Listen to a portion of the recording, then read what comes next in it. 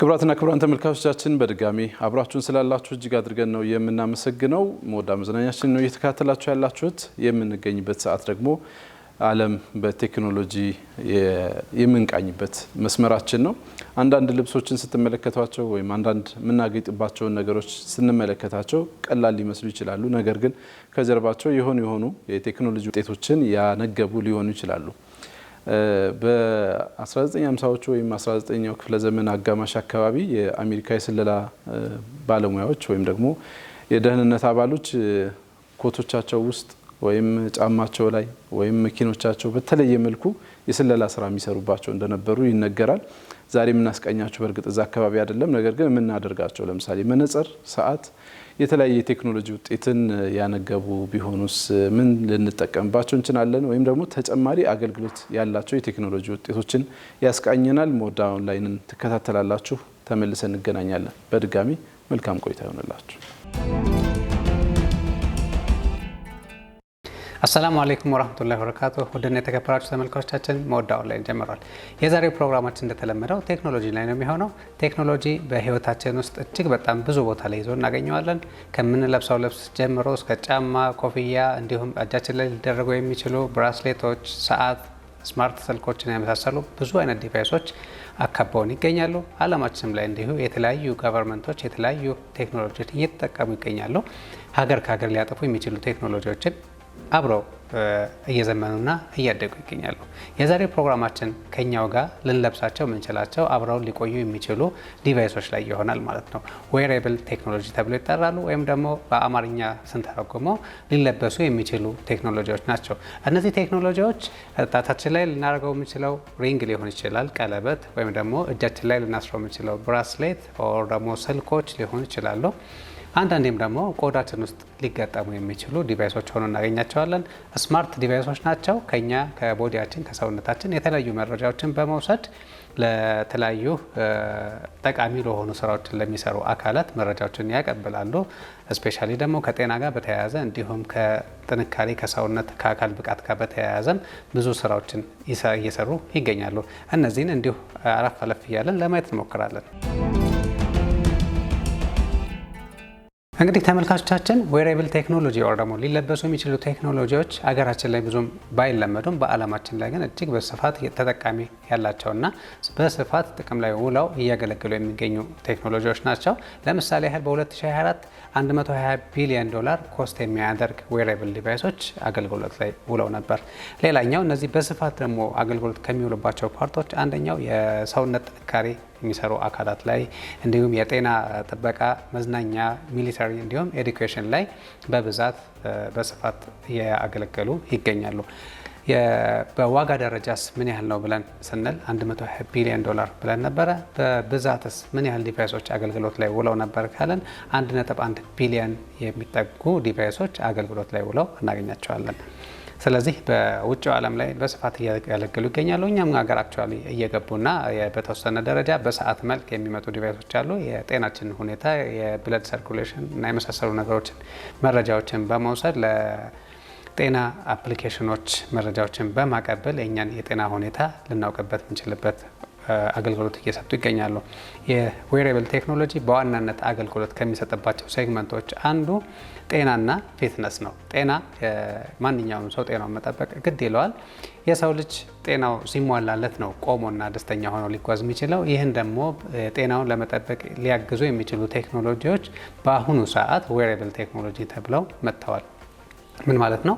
ከጣታችን ላይ የምናስረው ቀለበት ሊሆን ይችላል፣ እጃችን ላይ የምናስረው ብራስሌት ሊሆን ይችላል፣ ሰዓት ሊሆን ይችላል፣ ኦር ደግሞ ከጫማችን ጋር ሊገናኙ የሚችሉ ነገሮች ሊሆን ይችላሉ። በአጠቃላይ እኛ በምናደርጋቸው ኖርማል እንቅስቃሴዎች የቀን ተቀን እንቅስቃሴ ላይ የእኛን የደም ሰርኩሌሽናችንን እና የመሳሰሉ ነገሮችን በመውሰድ ጤናችንን ቀድመው ጉዳት ከመድረሱ በፊት መረጃዎችን ሊያቀብሉ የሚችሉ ቴክኖሎጂዎች ናቸው። በዚህ ላይ ተጠቃሽ ከሆኑ ካምፓኒዎች የአፕል ስልክ አንድ ተጠቃሽ ነው። ብለድ ደማችን ውስጥ የኦክሲጅን ስርጭትን ቼክ በማድረግ የህይወቶችን ሴቭ ለማድረግ ችለዋል ከዚህ በፊት።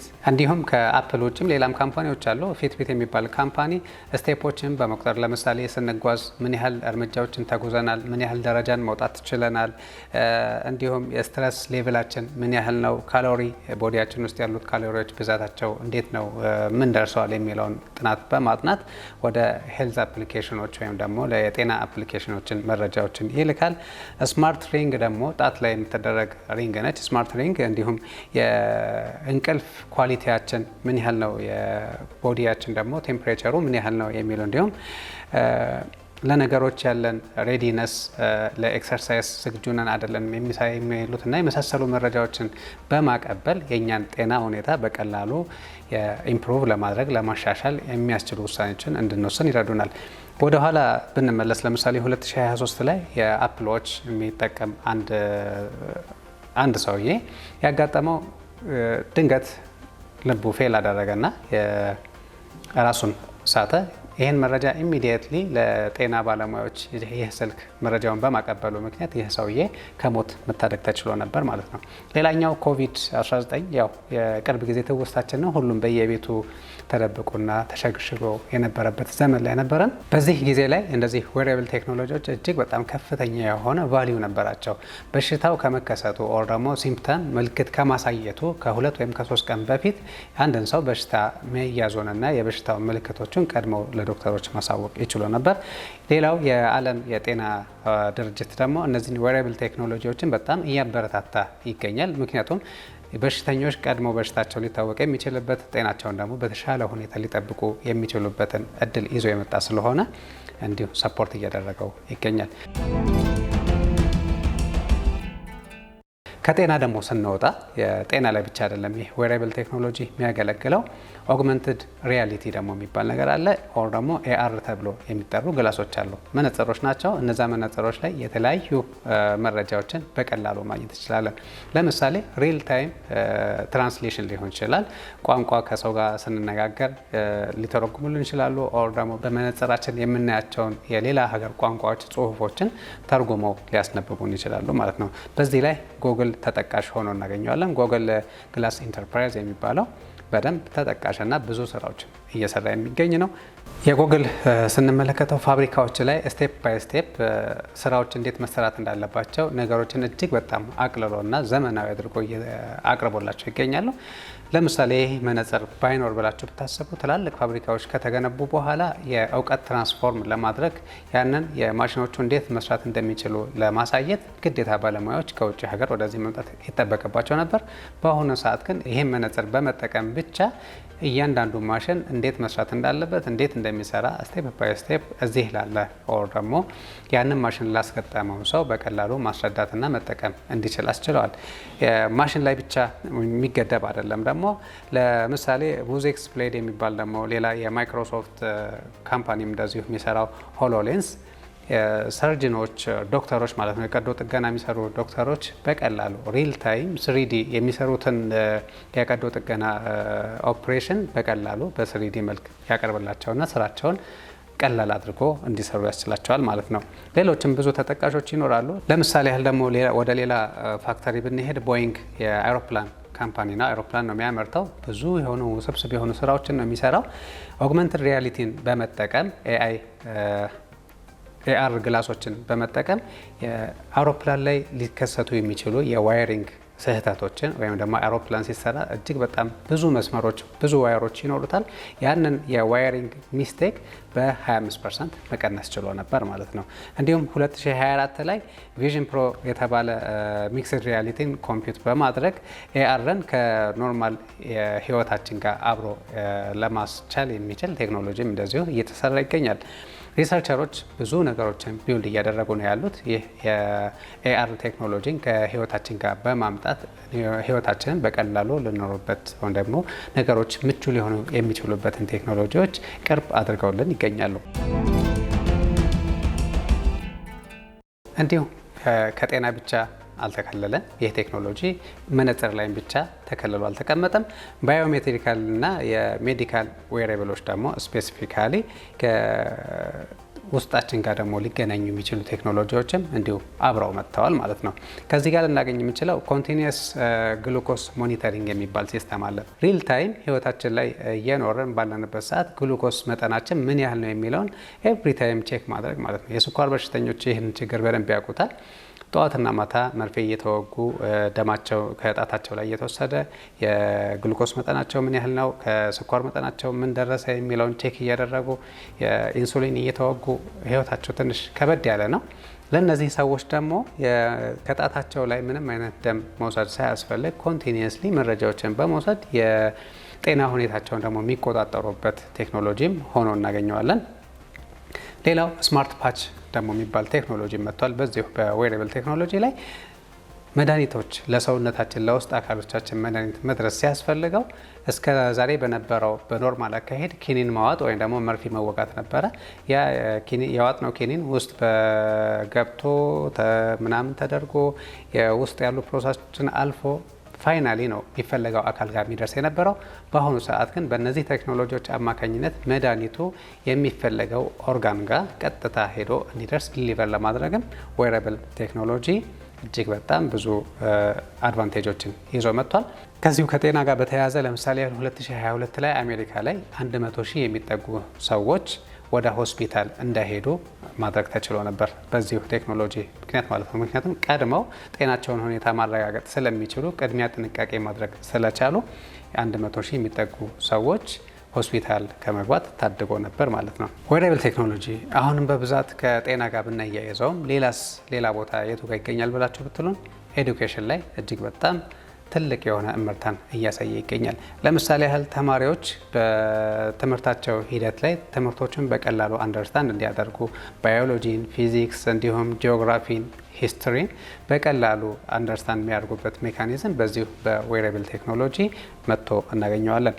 ለምሳሌ 40% የሚሆን ተማሪ አንደርስታንድ የማድረግ ሆነ ደግሞ ነገሮችን የመረዳት አቅማቸውን ኢምፕሩቭ አድርጎላቸው ይገኛሉ። እኛ ስንማር በነበረበት ሁኔታ ሂስትሪ ታሪክ ነው የሚወራለን። ስለ ቦታው የምናውቀው ነገር የለም። ከአዲስ አበባ ወጥቼ አላውቅም። እንዲሁም የኢትዮጵያን ታሪክ ሲነገረኝ በጣም አሰልቺ ነበር የሚሆንብኝ። ምክንያቱም ቦታቸውን አላውቃቸውም፣ ስሞቻቸው የሚታቱብኝ ነበር። በጣም እቸገር ነበር። በጣም ደግሞ የሚያስጠላኝ ጂኦግራፊ የሚባለው ትምህርት እጅግ በጣም ያስጠላኝ ነበር። የሆነ የመሬት ከፍታ፣ ተራራው፣ ዝቅታው እንትኑ ይባላል።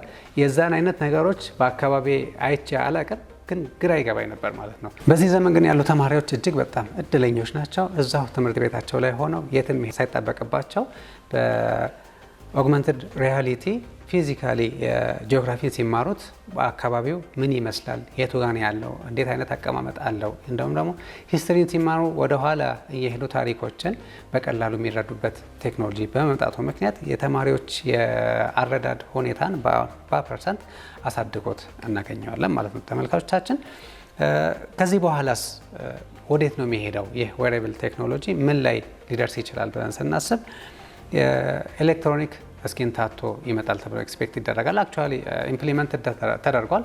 ታቶ ንቅሳት ማለት ነው። ንቅሳት ከዚህ በፊት በእጃችን ላይ፣ ጀርባ ላይ የመሳሰሉ ሰዎች በተለያየ መልኩ የሚነቀሷቸው ጉዳዮች ነበሩ። አሁን ደግሞ ይህ ቴክኖሎጂ ራሱ እንደ ንቅሳት ሆኖ ይመጣል። ስለዚህ በር ለመክፈት፣ ነገሮችን አክሰስ ለማድረግ እና የመሳሰሉ ጉዳዮችን ለመጻፍ፣ ለመስራት፣ አይዲ ካርድ ራሱ ሃንድል ለማድረግ እጃችን ላይ ታቶ ልናደርገው እንችላለን። እንደ እስልምና ግን ያው ታቶ አክሰፕተብል አይደለም ማለት ነው።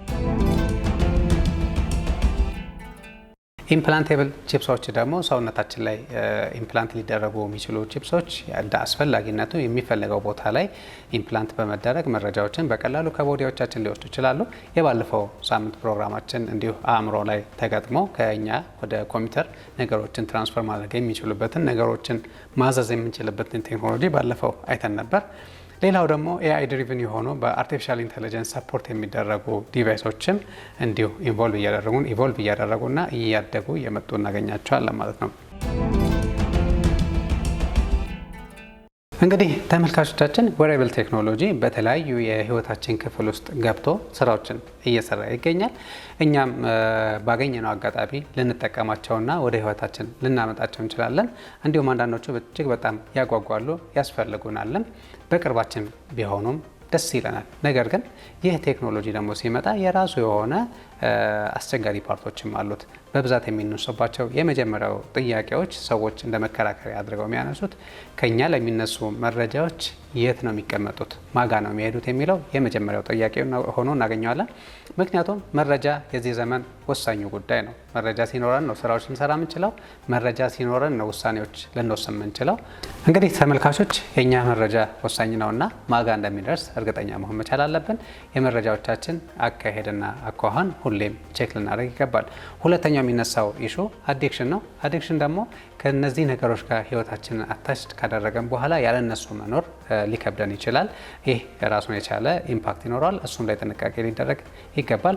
አዲክሽኑ ላይ ተጨማሪ ችግር ደግሞ ሊሆን የሚችለው ኮንስታንትሊ አለርት ሊያደርጉን ይችላሉ። እነዚህ ዲቫይሶች በየተወሰኑ ደቂቃዎች ደምህ ከፍ አለ፣ ደምህ ዝቅ አለ፣ እንዲህ ሆንክ፣ ገባህ፣ ወጣህ፣ ወረድክ፣ ዝቅ አልክ አይነት ነገሮች ሁሌ በተደጋጋሚ ሜሴጅ ሲልኩልንና ሲያስጨንቁን ይሄ ራሱን የቻለ ጭንቀት ውስጣችን ሊፈጥር ይችላል። ይሄ ሁለተኛው ስጋት ነው። ሶስተኛውና አስገራሚው ደግሞ ከቆዳችን ከለር ጋር በተያያዘ አንዳንድ የቆዳ ከለሮች ጋር ፕሮፐርሊ አይሰራም የሚሉ ኮምፕሌኖች እየተነሱበት ይገኛሉ። ይህም የተለያዩ ምክንያቶች ሊነሱበት ይችላሉ። አንደኛው ዘረኝነት ነው። አስጨናቂው ጉዳይ በዘረኝነት ምክንያት እነዚህ የዲቫይሶችና ማሽኖች የሚሰሩት ለተወሰኑ ቀለም ያላቸው አካላት ብቻ ነው። ሌሎቹ ላይ ደግሞ ትክክለኛ መረጃን አይሰጥም የሚሉ ኮምፕሌኖች ይቀርባሉ። በእርግጥ ይህን ቴክኖሎጂ የሰሩት አካላት ምናልባት ራሳቸውን ታሳቢ አድርገው ከሰሩ እኛ ምንም ልናደርግ አንችልም። እኛም ለራሳችን የመስራት ግዴታ ሊኖርብን ይችላል ማለት ነው። እነዚህ እና የመሳሰሉ አስጨናቂና አከራካሪ ጉዳዮች ቢኖሩትም ዌሬብል ቴክኖሎጂ ህይወታችንን እያካለለውና እያካበበው ይገኛል።